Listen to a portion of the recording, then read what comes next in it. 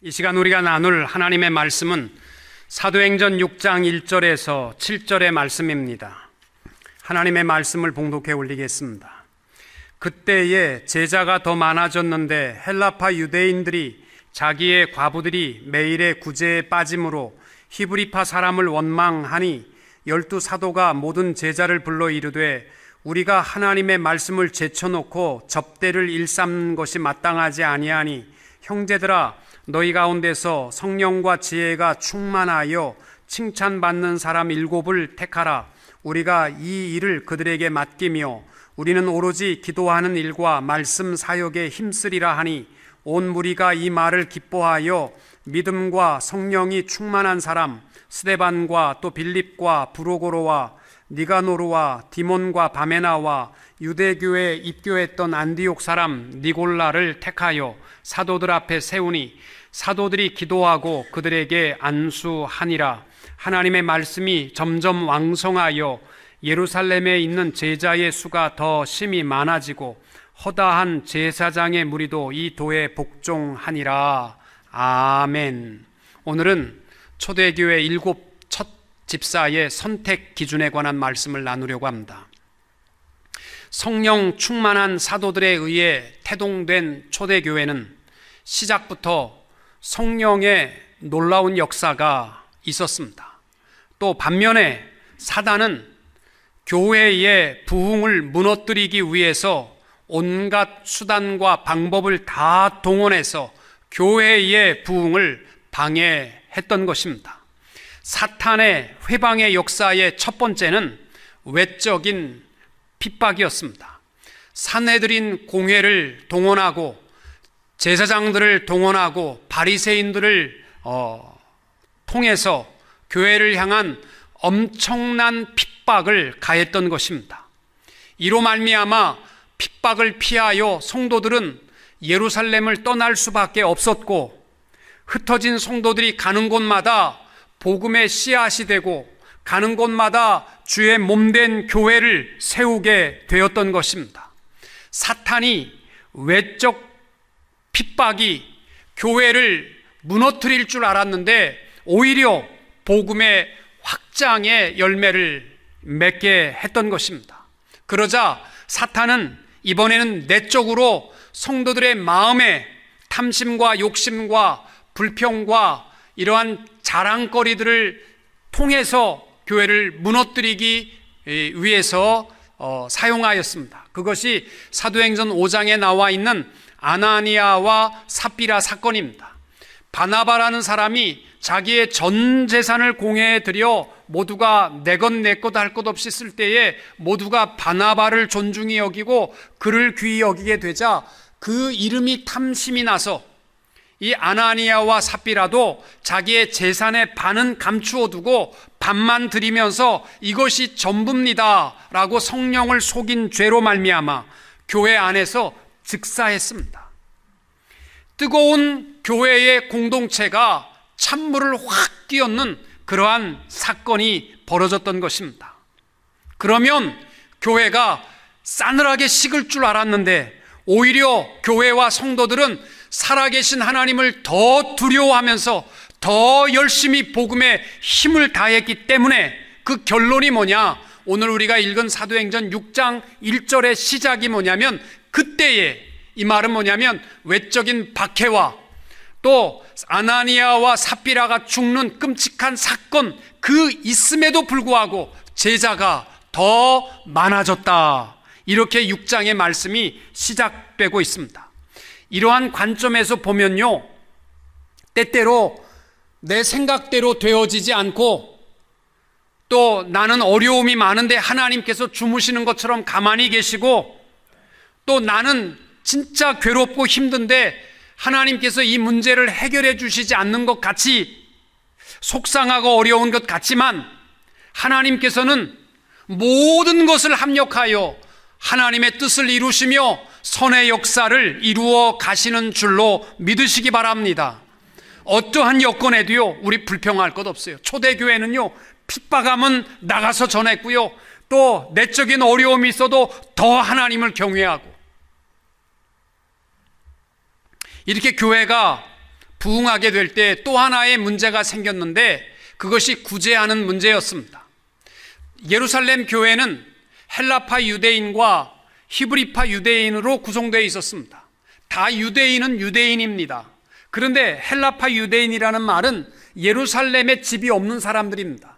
멀리서 절기를 지키기 위하여 예루살렘에 왔다가 예수를 만나서 그들은 자기의 집과 자기의 모든 것을 포기하고 예루살렘에 남아있는 성도들입니다.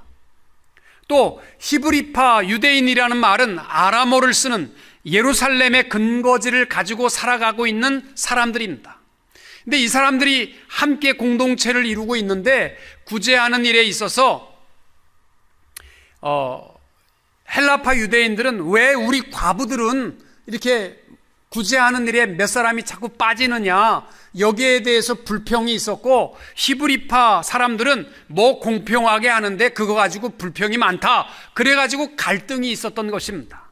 그래서 이 문제를 해결하기 위해서 사도들은 우리가 말씀 전하는 것과 기도하는 일을 제쳐두고 이렇게 구제하는 일을 위해서 일하다 보니까 말씀이 소홀해지니까 이 일을 위해서 7 집사를 세우라, 그들로 하여금 이 모든 일을 감당하게 하고 우리는 말씀 전하는 것과 기도하는 일에 온 힘을 다했으면 좋겠다. 그래서 처음으로 교회에 직분자 7 집사가 세워지게 됩니다. 이걸 보면 여러분, 직분자가 세워지게 된 목적 2가지를 잊어버려서는 안 됩니다. 첫째는 사랑의 원만한 교제를 위한 것이었습니다. 선출에 대해서 시험에 들고 공동체의 사랑이 깨진다면 이건 분명히 사탄의 역사입니다. 직분자가 세워짐으로 말미암아 원만한 공동체를 이루고 사랑의 교제를 이룰 수 있는 모습으로 하나님 앞에 영광이 될 수 있기를 축복합니다. 또 집사를 세운 목적 중에 하나가 뭐냐면 교회가 더 기도와 말씀 증거하는 일에 전념하기 위해서 직분을 세웠던 것입니다. 여러분, 교회라고 할 때에 교회에는 3가지 방향이 분명히 있습니다. 3대 사역이라고 말합니다. 교회의 첫 번째 사역은 말씀 선포 케르그마입니다. 이 케르기마의 사역이 교회에 있어야 합니다. 예배가 있고 선교가 있고 전도함이 있고 또 신앙 교육과 말씀 교육이 있는, 이것이 교회가 해야 할 사역의 중요한 목적입니다. 2번째는 교회는 디아코니아, 봉사 사역의 사명이 있습니다. 여기에는 구제하는 일, 대접하는 일, 지역사회의 여러 가지 일에 헌신하고 도와주는 일들, 이건 교회가 해야 될 일입니다. 교회에 와서 말씀 들었으니까 할 일 다 한 것처럼 생각하지 마세요. 교회는요, 구제하고 베풀고 나누고 하는 일을 하셔야 됩니다. 또 교회의 사명 중에 하나가 뭐냐면 코이노니아, 교제 사역입니다. 성도들로 하여금 서로 화목하고 서로 격려하고 서로 위로하고 서로 끌어주고 서로 밀어주고, 이러한 코이노니아가 교회의 사명입니다. 직분자가 세워지게 되면 특별히 감당해야 할 부분이 봉사사역과 교제사역입니다. 그로 말미암아 교육자들은 더 말씀 사역에 힘쓸 수 있어야 합니다. 근데 요즘 교회들이 점점 게을러지면서 다 교육자에게 의지하는 형편입니다. 말씀도 교육자들이 다 알아서 하시고, 구제 사역도 우리는 잘 모르니까 알아서들 다 하시고, 또 코이노니아 교제하는 것도 우리가 나서서 하는 것보다 그저 교육자들이 다 하시고, 그러면 일꾼이 필요 없는 거지요. 도슨 트로트맨이라는 사람은 이런 말을 했습니다. 하나님께서는 그분에게 90%쯤 헌신한 사람 100명보다 100% 헌신한 단 한 사람을 통하여 더 많은 것을 맡기시고 이루어 가신다. 여러분, 우리 교회가 직분자가 없어서 세우는 거 아닙니다. 직분자 많이 있습니다. 우리 교회가 필요한 것은 일꾼입니다. 또 하나의 이름만 갖는 장로, 권사, 집사 이러한 이름만 갖는 직분의 선출이 아니라 일꾼이 세워져서 우리 교회의 디아코니아, 봉사와 또 코이노니아, 교제의 사역에 헌신할 수 있는 우리 성도들이 되시고, 그로 말미암아 7절에 나와 있는 결론처럼 하나님의 말씀이 점점 더 왕성하여져서 예루살렘에 있는 제자의 수가 더 많아지고, 또 허다한 제사장의 무리도 이 도에 복종하니라. 이 놀라운 부흥의 역사가 이루어질 수 있는 우리 교회와 성도님들이 될 수 있기를 주님의 이름으로 축원합니다. 제일 먼저 직분자를 선출할 때의 첫 번째 기준은 뭐냐면 3절에 성령과 지혜가 충만하여 칭찬 듣는 사람 7을 택하라. 그래서 5절에 보니까 온 무리가 이 말을 기뻐하여 믿음과 성령이 충만한 사람 7을 선출했다라고 되어 있습니다. 여러분, 교회의 직분은요, 돈 있는 사람이나 유능한 사람이 하는 게 아닙니다. 왜? 교회의 일은 내 힘으로 하는 게 아니고요, 성령의 주신 힘으로 성령의 뜻 가운데 이루어야만 하기 때문에 주의 일꾼의 첫 번째 조건은 성령 충만함입니다. 이것은 어떤 기준보다도 가장 중요한 것입니다. 하나님께서는 다윗에게 기름을 붓고자 할 때에 용모와 신장을 보지 마라. 사람은 외모를 보거니와 나 여호와는 중심을 본다고 하셨습니다. 여러분, 우리가 주의 직분 성직을 감당할 때에는요, 다른 게 필요한 게 아니고 성령 충만함입니다. 그러면 성령 충만한 사람을 어떻게 알 수 있습니까? 성령 충만한 사람의 명함에 쓴다고 되는 것도 아니고, 성령 충만한 사람의 모습은 사도행전 1장의 말씀에 보시면은 다른 게 아니고 기도하는 사람이 성령 충만한 사람이 맞습니다. 오순절 성령 충만한 역사가 어떻게 이루어졌느냐면요, 전심으로 기도하게 될 때에 성령 충만한 역사가 이루어졌습니다. 기도하지 않고 성령의 역사하심 속에 일한다는 사람은 거짓말장입니다. 기도를 소중히 여기고 기도로 내 모든 것을 이루어 가는 사람, 그 사람이 성령의 사람 맞습니다. 또 성령의 사람의 특징이 있다면 세상적인 것에 끌려다니지 않습니다. 에베소서 5장에 보면 이렇게 말씀합니다. 술 취하지 말라. 이는 방탕한 것이니 오직 성령의 충만함을 받으라. 여러분, 사람은 다 뭔가에 취해서 살아가요. 물질에 취하여 살아가는 사람은 평생 돈 하고 살아가는 거예요. 명예에 취하여 살아가는 사람은 다 팔아먹어서라도 그 명예 쟁취를 위해서 살아가게 되어 있습니다. 쾌락을 취하여 살아가는 사람은 그저 쾌락만을 위해서, 육신의 쾌락을 위해서 살아가는 겁니다. 바울이 말씀한 것을 보면요, 세상에 취하지 말고 성령에 취하라는 겁니다. 여러분, 우리가 성령의 사람이라고 할 때 다른 게 아니고요, 땅에 매이지 않은 사람들입니다. 그리고 모든 여건 속에서 성령님의 인도하심과 성령님이 원하시는 뜻이 무엇인가를 깨닫고 그 길로 살아가는 사람, 이것이 성령의 사람인 줄로 믿습니다. 여러분, 바닷물과 강물이 만나는 지점에 보면은 솔트 라인이라는 것이 있습니다. 이거는 이렇게 비가 많이 오게 되면 강물이 흘러내려오면 솔트 라인이 바다 쪽으로 물려가게 되어 있습니다. 그리고 이것이 강물이 메마르게 되고 점점 마르게 되면 바닷물이 슬슬 강을 따라 올라오게 되고, 그러면 농사 짓는 것도 다 망치게 되고, 왜? 짠물이니까요. 식수까지도 위협을 가하게 되어 있습니다.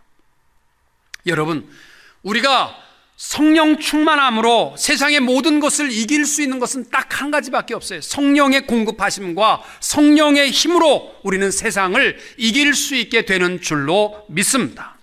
우리에게는 신앙의 솔트 라인이 분명히 있어야 돼요. 이래도 좋고 저래도 좋고 교회에서는 거룩한 성도처럼 보이고 세상에 나가서는 형편없는 사람처럼 살아가서는 안 됩니다. 다니엘과 그 세 친구를 보세요. 그들에게 있어서 신앙의 라인이 분명합니다. 풀무불에 들어갈지라도 우리 절대로 절하지 않습니다. 들어가도 하나님이 살려주실 것입니다. 그리 아니하실지라도 절대로 절을 하지 않습니다. 이 라인이 분명하잖아요. 우리 신앙의 삶, 성령의 사람들은요, 이 성령 안에서 우리가 해야 될 것과 하지 말아야 될 이 선이 분명히 있어야 합니다.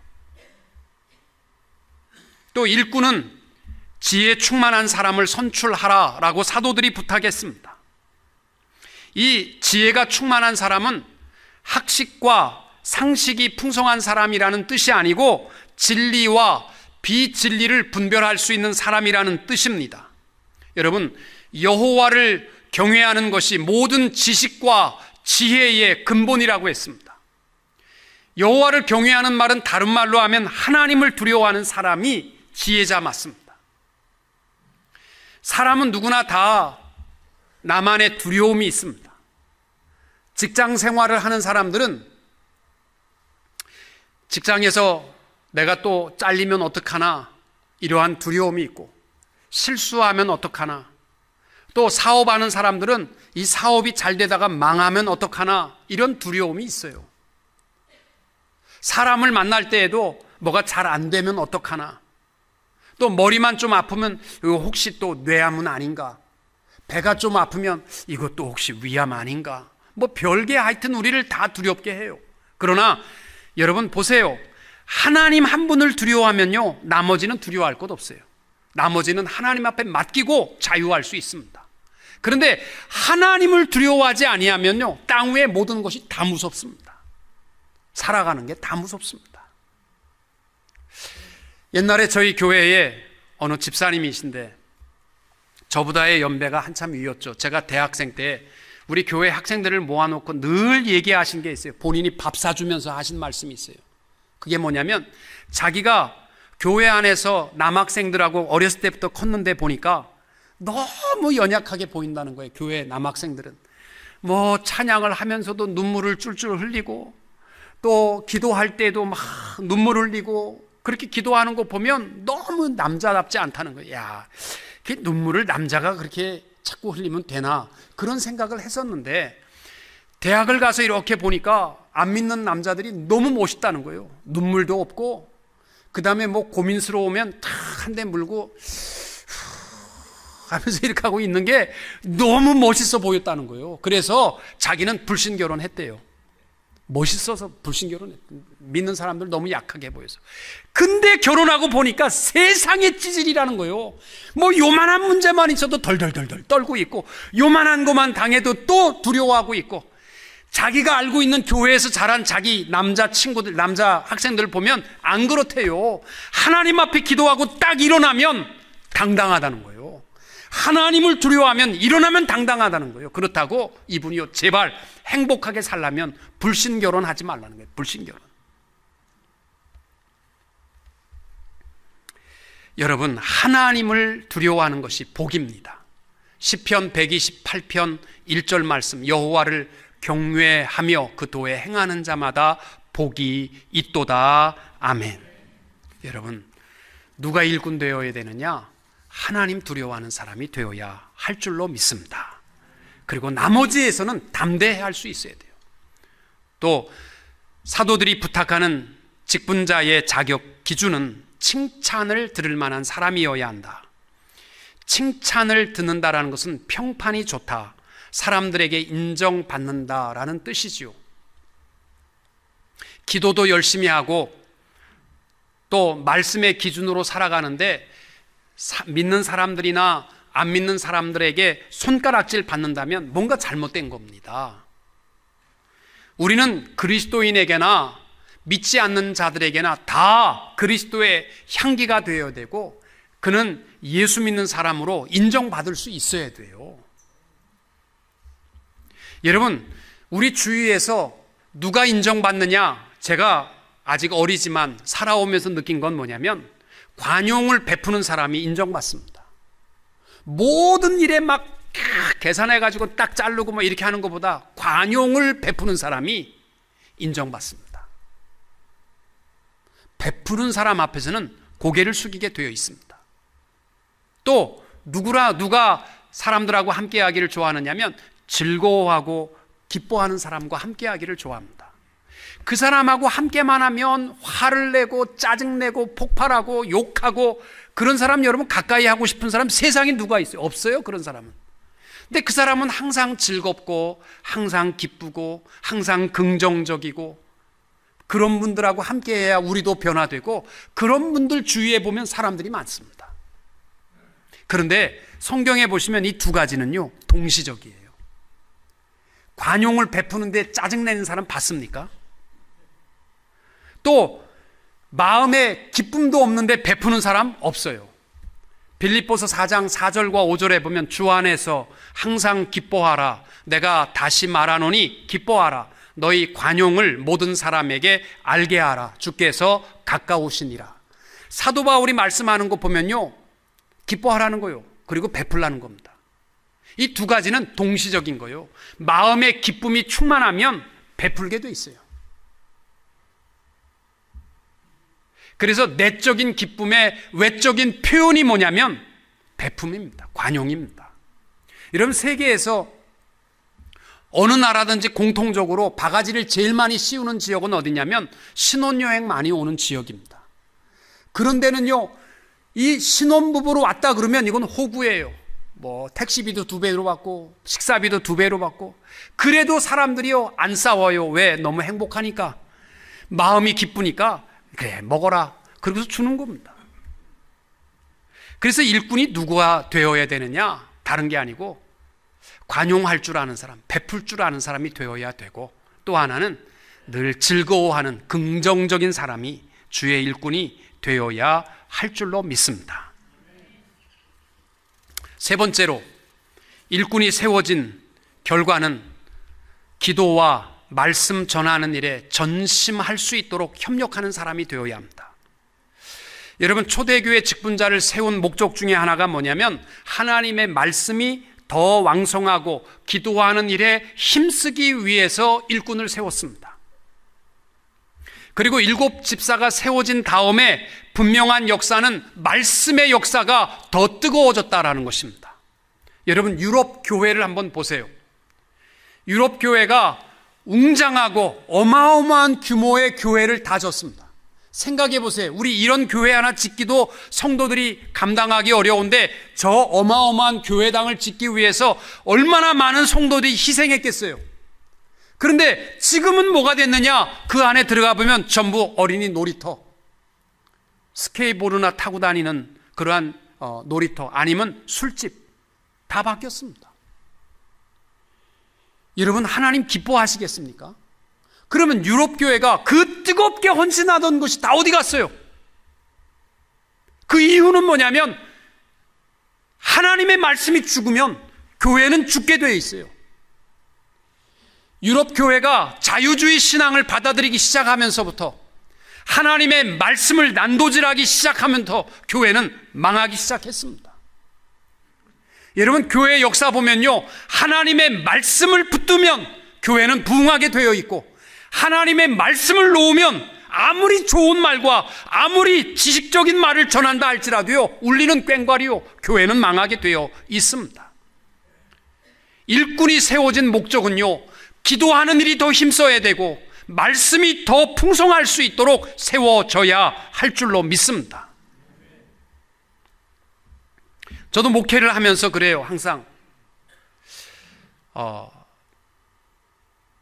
정말 말씀 전하기가 어려울 때가 있습니다.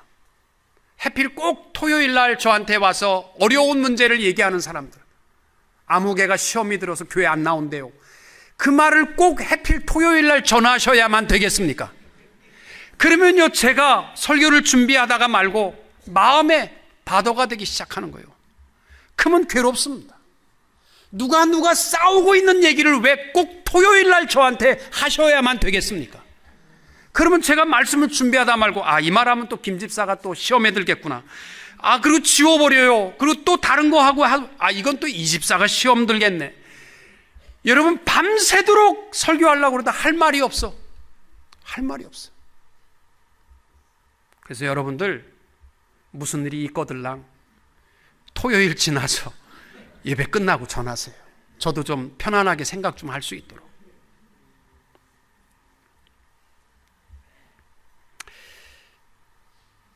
여러분 일꾼이 세워진 다음에 해야 될 것은 더 기도하시는 일과 목회자들이 더 말씀에 집중하고 우리 교회가 말씀이 풍성할 수 있도록 헌신하셔야 됩니다. 기도하던 사람이 일꾼으로 세워져서 그 다음에 땡 한다면 잘못된 거예요. 거꾸로 가는 겁니다. 열심히 말씀 공부하다가 직분 얻고 나니까 그 다음에 땡 아무것도 안 한다.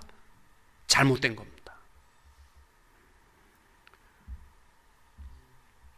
사랑하는 성도 여러분, 저는 우리 교회에 직분자가 없어서 세우려고 하는 것은 아닙니다. 일꾼이 필요합니다.